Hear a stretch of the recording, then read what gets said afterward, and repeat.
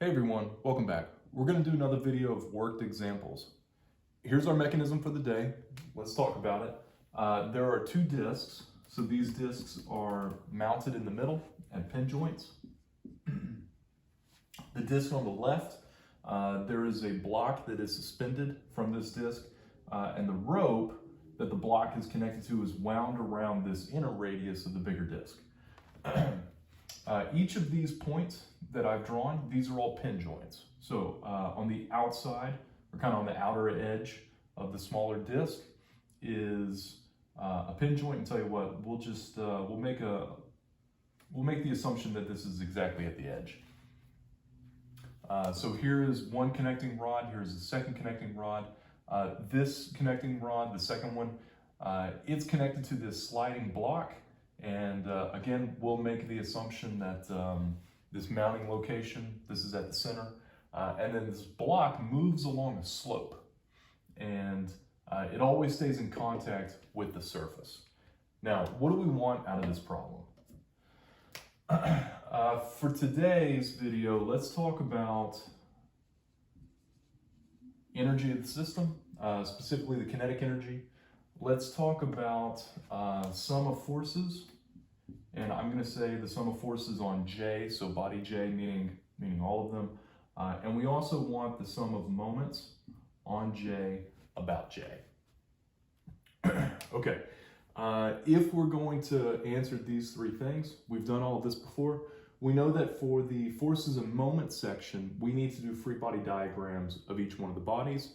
Annotate them with the forces and moments, and then write out the equations. If we're going to do kinetic energy, we have equations for kinetic energy. We know what this is equal to. And then this is, I'm going to write it this way. I'm going to say it's a function of things like V and K, omega and H, which of course V is inside of K and omega is already inside of H. So really, the kinetic energy of the system really just comes down to being a function of things like speeds and then mass and inertia. Okay, tell you what, let's do the energy part first, which means we're going to have to do just a little bit of kinematics. Before we erase this, let's go ahead and annotate the diagram with everything because we kind of know what we're going to have to label, right, in order to do this. So let's go ahead and mark up this diagram. So first thing, we need to just figure out how many bodies there are. Big disc, little disc, connecting rod 1, connecting rod 2, sliding block, vertical translating block. So 1, 2, 3, 4, 5, 6. 6 bodies. Let's call these bodies, and I'm going to label all of these at their centers of masses. So this one is A, this one is B, here is C, next D, next is E, and then this block can be F. Now, we know that we're going to need linear speeds, which means we're probably going to need some distances, right? If we want to find the linear speed of C, we're going to have to do a position vector to C and take the derivative. We can say that for B, for example, the only thing we're really going to need for body B is the radius, and let's call that one R sub B. We're going to have 2 radii on A, so let's call the inner one R1, let's say RA1 and RA2.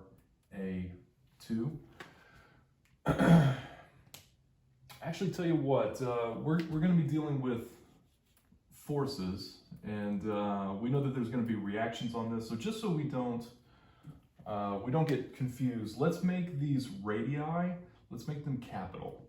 So RB, and then RA1 and RA2. That way we can reserve the little r, lowercase r, for reactions. Okay, what else are we going to need? We know that F is going to translate up and down. So this is going to be some translation. And tell you what, we labeled E before F. So I I know that I'm going to need a translation on the other side. So I'm going to call this one 2, Q2, since it's associated with F. What else will we need? We'll need some lengths along these bodies. We can say here, this first one is L1. We don't know that point C is directly in the middle, so we can generalize this a bit. We can call that one L2. We're going to need the velocity at D also, so let's say that is L3. Now, notice in this problem it does not ask us for constraints, or I'm not chasing the constraints right now. If we wanted to do a full dynamic analysis, obviously we would need to, which means we need to know these full lengths. We would need to sort out vector loops. There's an arc length constraint associated with this body. And then these two, this interface between A and B, I'm going to call this one an interference fit. Interference fit. Now, if you're not familiar with interference fit, it functions similarly to gears. It, one of these would spin and it makes the other one spin in the opposite direction. So it's functionally the same as a gear ratio. What it literally is imagine that you have these two discs, and on the outside of the discs, maybe you have a layer of hard rubber, and you have mounted these such that they're, not only are they in contact, but they're actually pushing against each other. You had to compress the rubber just a small bit at that interface and then shove them together. And when you do that, there is enough friction at that contact point to prevent slip, which means if you turn one of these, you'll end up turning the other, and it's the friction force at that interface that causes the action. We're going to do another example soon where we look at free body diagrams specifically for gears. For now, let's just treat this one like an interference fit. Okay, I think this is good. Next, I'm going to clean this. We're going to do linear and angular velocities, and if we have those, then we can do kinetic energy, and then we're going to go through and we're going to do free body diagrams, sum of forces, sum of moments. Let's do linear and angular velocity next. This is obviously kinematics. We have done this many times before. I'm not going to do all the details here. I'm expecting that you're going to be able to follow what it is that I'm doing. We said we had 6 bodies, which means we need 6 angular velocities. So omega into A, omega into B, omega into C, etc. How do we want to define these rotations? Well, go back to the diagram. You just back up the video or look at it in your notes. Go back to the diagram and consider which bodies rotate. There's the 2 discs, and then there's the 2 connecting rods, and then the 2 blocks. The blocks do not rotate, everything else does. So we have omega in A, and this one would be theta 1 dot. I'm going to put this one ZA. Here is theta 2 dot, ZB. Here is theta 3 dot, ZC. We need omega into D. This one's theta 4, ZD. Now, the 2 blocks do not rotate. So I can just write this as omega into E equals omega into F equals 0. Okay, good, keep this. Next, let's do linear velocities. Now, look at the diagram. Notice that the 2 discs do not rotate. So, right off the bat, we can say VA equals VB equals 0. Good. I'm actually going to skip to the block that is translating up and down. If you do a position vector to that block, you're going to have some offset in the X, and then you're going to have the vertical component in the Y. So VF is going to equal DDT of what? We're going to say, again, it depends on where you put point in, right, to get the actual position vector. Depending on where you put point in, you're going to have some offsets, right? Because it's just going to move around some offsets. So you have some offsets, and then we would have what? We'd have a negative RA1 in the x-hat direction. and then let's say plus Q2 in the y hat n. And of course, like I said, there may be some other offsets here depending on where you put your point in. Take the derivative of this. This is a constant in a constant direction, and then this is a variable in a constant direction. So VF is equal to Q2 dot y hat n, which makes sense. If you go and you look at the diagram, you can see that we called it F, block F. All it does is it goes up and down. So this makes sense. We agree with this. Next, we've done A, we've done B, we've done F.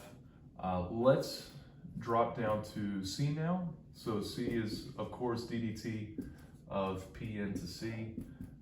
In this problem, how are we going to get to point C? What I would recommend is go to the middle of the disk B and then go from B to C. And then again, depending on where we put in, there is some offsets involved. And of course, when you take ddt, the offsets, they go to 0. So the relevant portion of this position vector, I'm going to call this, let's say RB in the x hat B direction, and then plus L1 in the x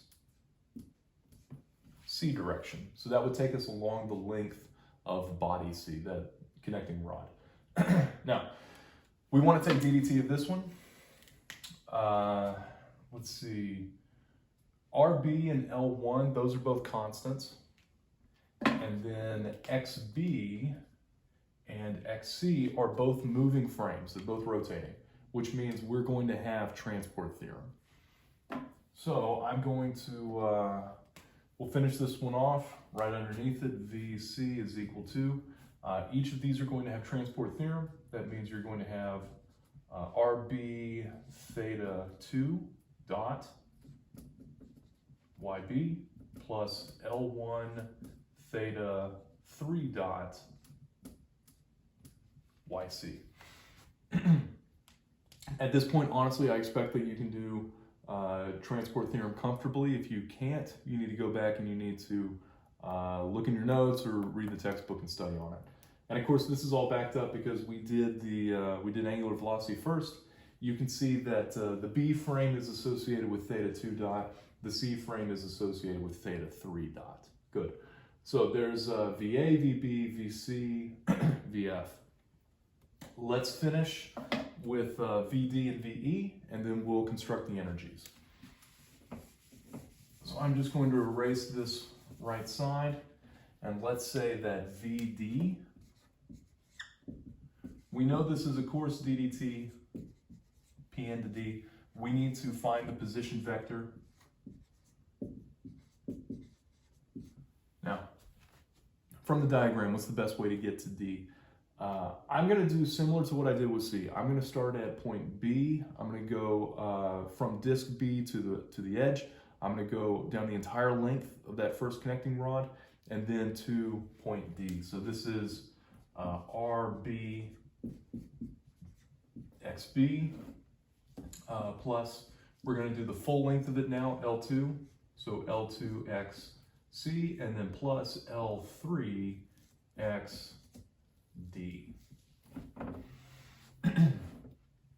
Okay, we go to take ddt of this. We can see what's going to happen. Some of these are constants, the lengths, for example. All three of these lengths are constants. And then all three of these frames, B frame, C frame, D frame, all three of the frames rotate, which means you'll have a transport theorem for each one. And because we have been practicing this, we know where this is going to go. We're going to have RB theta 2 YB, L2 theta 3 dot YC, and I'll write it underneath, L3 theta 4 dot YD. Okay, there's the velocity of D. Good. Let's do the velocity of E. Last one, velocity of V. Go back and look at velocity, or sorry, look at block B. Block B is on the slope. which means all it does is it translates along the length of that, the length of the slope. So let's say that this is d dt, and I'm going to write a position vector for E that says there's some kind of offsets, right? Wherever you put your point in, there's some kind of offsets to get you onto the slope. And then the relevant portion is a Q1 in the direction XE, which means that XE points along the length of the slope. Here is a quick sketch of that block. Here's the block on the slope. And we're saying that there is a translation variable, Q1, and it is in the direction X at E. So block E is translating along the slope. All I can do is translate along the slope. So clearly, you take ddt of this, and block E does not rotate. So direction XE is fixed, and VE is going to finish off with Q1 dot X hat E. And that's it. Okay, good.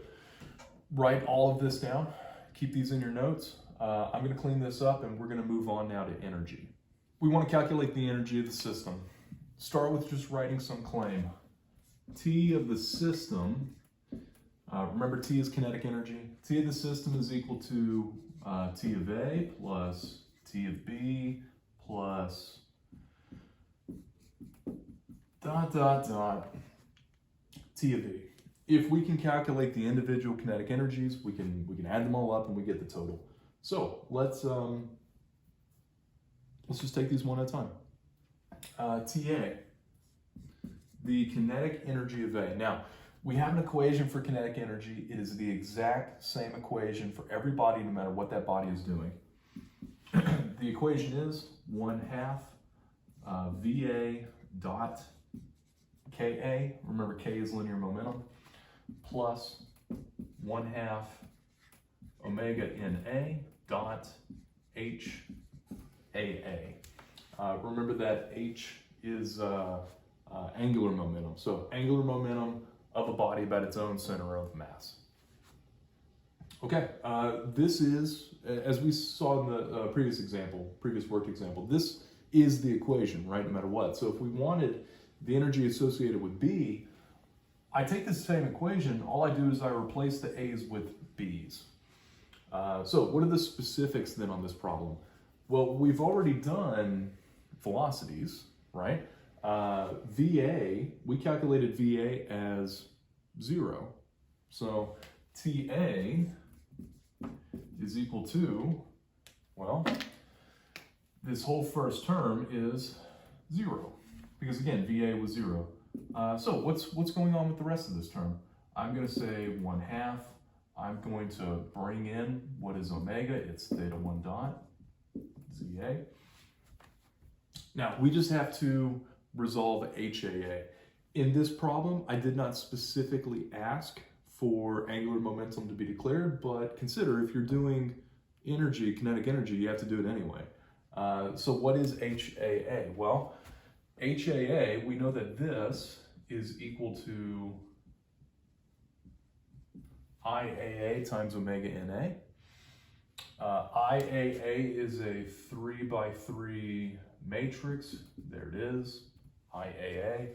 And then omega NA, again, it's like this, right? There's a dot product here. If I'm writing this one as the matrix, 3x3, then let's write omega NA, this omega NA, as the matrix also, or the vector form. So theta 1 dot. And then this one is 3x1. Now, what assumptions are we going to make about the bodies in the problem? Let's say that they're all axisymmetric, right? That automatically tells us some important things about IAA. If body A is axisymmetric, then the off-diagonal terms in IAA are all 0, which means specifically the matrix is going to look like this. It means you're going to have some kind of terms here. I'm just going to write in alpha, beta, gamma. And then all of these off diagonal terms are zeros, right? So you can then just perform matrix vector multiplication, and you can see that you're going to have this gamma term multiplied by theta 1 dot. So let's say that TA is equal to, here's a 1/2, here is theta 1 dot, ZA dot. And then what will be the result of this multiplication? Again, it's just going to be the gamma term multiplied by theta 1 dot. Now, more formally, what is the gamma term? I wrote alpha, beta, gamma here just because it's kind of tight. What that term is, this is the IZZ term, right? And it's the IZZ specifically from the IAA matrix. I'm going to write that as IZZ comma AA.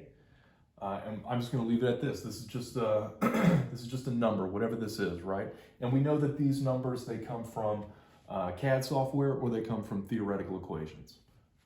So this is IZZAA.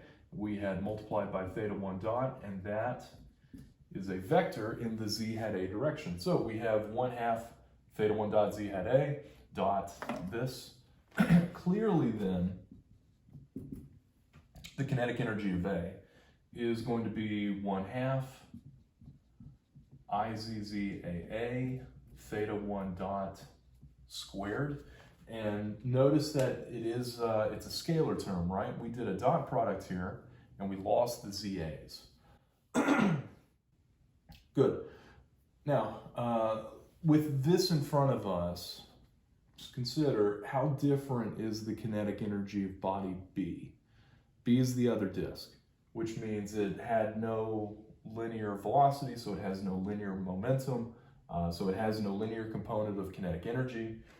And then the right side of the equation is going to be almost identical. We have this equation on top, and if we want the kinetic energy of B, well, we go through and we just change the indices. TB now is VB KB, which again we set as 0, 1/2 omega into B, HBB, right? Write this one down. Write down the kinetic energy of A, because I'm going to erase it, and we can realize that if we do the same thing for body B, we're going to get TB equal to 1/2 IZZBB theta 2 dot squared. IZZBB, because again, we're going to be pulling from the BB inertia matrix, right?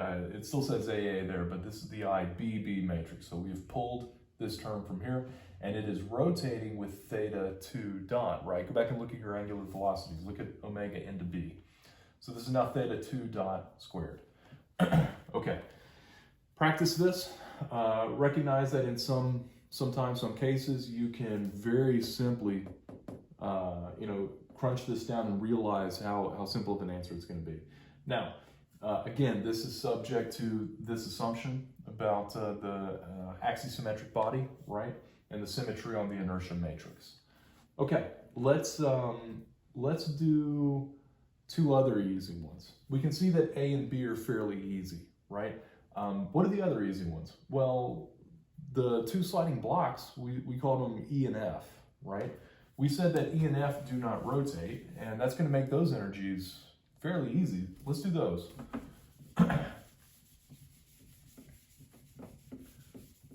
So this is now the two sliding blocks. Let's do E first, and what we'll find is that they give basically the same answer. So again, I erased it, but this is V E dot KE, and then 1/2 omega into E dot H EE. Now, body E does not rotate. We said that its angular velocity, we said that this piece was equal to 0, which means the whole thing, the whole right-hand side of this equation is equal to 0. So again, all we're concerned about now is this linear portion. So T EE. Sorry, TE. And what do we get? Well, we just have to sort out VE and KE, which again, you have in your notes. So this is going to be 1/2. We said that VE will be Q1 dot X hat E. Remember, this is the block sliding on the slope. All it does is it translates along the slope. So this is a very simple, compact way to write that. We're going to dot it with KE. Again, I didn't explicitly ask for linear momentum, but if you already have velocity, then linear momentum is as simple as ME Q1 dot X E. That's it. And then we can bring down this other term over here, plus 0. So, TE. At the end of all this, what is TE equal to? Well, these are both in the X hat E direction, so it makes the dot product very simple. Here is 1/2 ME Q1 dot squared. And there's the kinetic energy now for E. If we wanted to do the same thing for F, we could. I can say that TF is equal to, we could come to this previous claim, and remember, we can just change these, right? I could change this to an F. Change all of these to Fs. And when we change these, all these subscripts to VF, what's significantly different here? Well, this part is still 0, right? It doesn't rotate. And now the translation is in terms of Q dot, right? This is going to be 1/2 Q2 dot Y hat N dotted with M sub F, and then Q2 dot Y hat N, right? Perform your dot products. And we can see this one's going to come out similar to the one above it. This is 1/2 M sub F Q 2 dot squared. So when you have bodies that only rotate, you should expect something that looks a little bit like these. Okay, next, I'm going to clean this up. Let's talk about the kinetic energy for the last two, the connecting rods, because those are a little more complicated. I've written the expression for kinetic energy of C. Again, we know this. What's going to happen now when we look at the kinetic energy of C? Let's do the right-hand side first. Let's do the rotational portion. I'm going to say down here, let's say TC equals, and I'm going to put a dot, dot, dot representing the linear portion. And then what's going to happen with the rotational? Well, body C is rotating, right? And it's rotating about the z-axis, just like the discs were rotating. So this is going to be 1/2. This was body C, that's theta 3 now. Theta 3 dot ZC dot, well, what is HCC? Again, we know that this is a 3x3 matrix. And then here is theta 3 dot. This was ICC. So we can see, even when the rod, the connecting rod is experiencing some kind of complex motion, this portion of the kinetic energy still ends up being fairly simple. All you need is the omega term, dot I omega, and then this is actually going to end up being similar to what we saw with the discs. This will be 1/2 IZZCC theta 3 dot squared. And again, it's no longer a vector, it's a scalar because we did the dot products. So here's the rotational kinetic energy of C. Keep that in your notes. And now let's go back and sort out this linear portion. We know that this is 1/2 VC dot KC. I've gone ahead and I've copied from the previous notes. This is what VC is. And if you just multiply by the mass, you get KC. We want to resolve this dot product, right? Now, we cannot calculate the dot product as it is because these terms are in different frames. And we can't take YB and dot it with YC, for example. What we need to do is we need to put all of these terms in the same frame. So recognize that we have definitions, right, for YB and YC. You can go back and you can look at how we defined the rotations. YB is equal to negative sine theta, and this is theta 2, xn, and cosine theta 2, yn, right? Good. So I'm going to drop down. I'm going to write in TC is 1/2. Now, I'm going to present this this vector. I'm going to write it as a vector. Just I think it's a good way to present it here. When we convert, we'll take this term and we'll convert it into the end frame. We'll take this term and convert it into the end frame, and then we're going to add them together. So when I look for the x hat n portion of this first term, we're going to have minus RB theta 2 dot sine theta 2. That's the x hat n portion of this vector. Next, what is the x hat n, or sorry, the y hat n portion of this? Well, it's positive RB theta 2 dot, and now cosine theta 2. So again, all I did is I took YB, I converted it into the end frame, right? And then there's two portions of that, and then there is nothing in the Z. This is a 3x1 vector. Let's add to it the next piece. So if we take this next piece and we turn this one into the end frame, it's basically the same declaration, just with theta 3's. This then is minus L1 theta 3 dot, and this, what is it? Sine, there we go. Sine theta 3. And then underneath, it's going to be plus, this is L1 theta 3 dot cosine theta 3. And then for the 0, I'll just put the 0 here. And then I'm going to close this vector. I'm going to say plus, this is MC, yeah, MC. Here's this same vector next to it, right? If we convert this one into the end frame, we can convert this one into the end frame, and they're the same thing. And then plus dot, dot, dot, which again, the dot, dot, dot is the angular portion. Okay, given this, can we, sorry, this isn't a plus, that's a dot. Okay, given this now, what happens to the dot product? Remember, dot product is you take the x terms and you multiply them together. You take the y terms, you multiply them together, take the z terms, multiply together, and then you add, it's the sum of all of those products.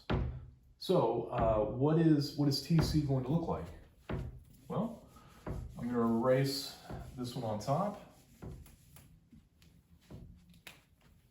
Here's TC, 1/2. You take the term on top and you square it. So just to conserve space, what I'm going to do is I'm going to give each of these some intermediate variables.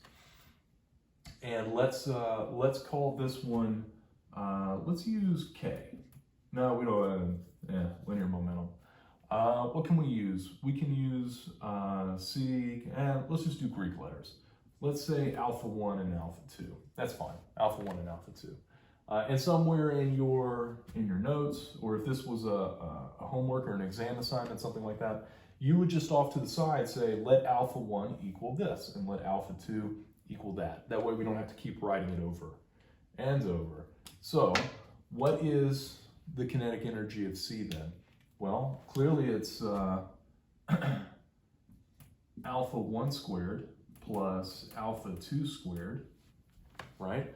That would be these two vectors dotted against each other. What it will return is alpha 1 squared times alpha 2 squared. And then there's the mass, MC, don't forget about that. So again, the alpha 1 squared plus alpha 2 squared, that's this dot product. And then we can bring down the rotational portion. I already have the 1/2 pulled out. And this was IZCCC theta. This is rotating with 3, theta 3 dot squared. Okay, this was for the first of the rotating rods. What about the second rotating rod, VD? You do the same thing. Do the same thing here. At the top, I'm going to change these indices to D's, KD, VD, and this is omega and H. These are both D's.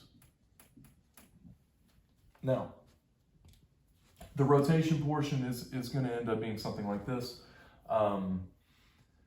This one now, if you go back and you look at the linear velocity for D, the linear velocity of D is in B frame, C frame, and D frame. So you'd have to convert all of those into the N frame. And then you would have some term that looks like this, and you would have probably 3 portions, right? You'd have the column from the XB and from the XC and from the XD, YD, YC, YD. So you can see that this portion of kinetic energy can get complicated, or at the very least it gets big. It's not particularly tricky if you know what you're doing, you just have to practice it, right? And it just requires that you be able to rotate through frames. Now, one last comment before we move on to the forces and moments. Notice again that these alpha terms, these alphas, the speeds are inside of the alphas, right? Inside of this alpha 1, for example, there's a theta 2 dot, and there's also a theta 3 dot. If you go and you look at the diagram, clearly there are some constraints in this problem, and you could sort out those constraints, which allows you to write this expression maybe in terms of theta 1 dot. What if this whole thing you could write in terms of theta 1 dot, and you get rid of the theta 3 and you get rid of the theta 2? You could do that with the constraints, of course. All right, I'm going to clean this up, and we're going to come back and do forces and moments.